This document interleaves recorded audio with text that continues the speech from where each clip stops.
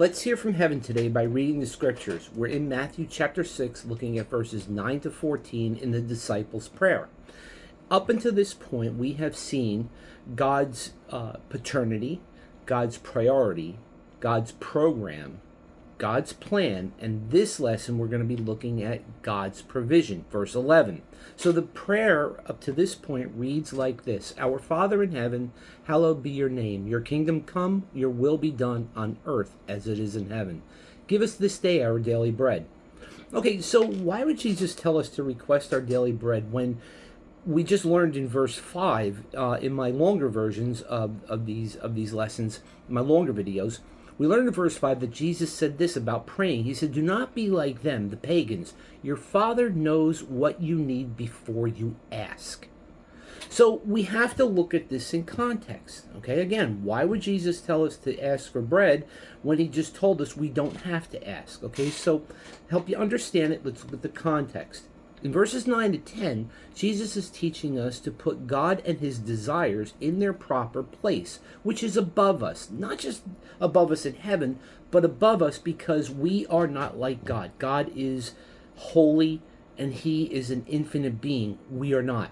So that's what makes God above us. So him being above us, he should be glorified because of who he is. And in verses 11 to 14, which we're starting to study now, Jesus is showing us that once we put God and his desires in their proper place, we will understand that God will be glorified by him being the one to provide all of our needs. Now, in the first part of this prayer, God's proper place is in heaven. And in the second part, the verses we're starting with now through verse 14, we're seeing that God is brought to earth. Now, these next few verses are going to show us how God works in our lives here on earth. Now, I like how the Berean literal Bible translates this. This is a different translation. In James chapter 1, verse 17, it reads this: Every good act of giving and every perfect gift is from above, coming down from the Father of the lights, with whom there is no variation or shadow or turning. So what we're actually saying is, God, you are glorified when you provide all of my needs. Remember what I said in the last lesson.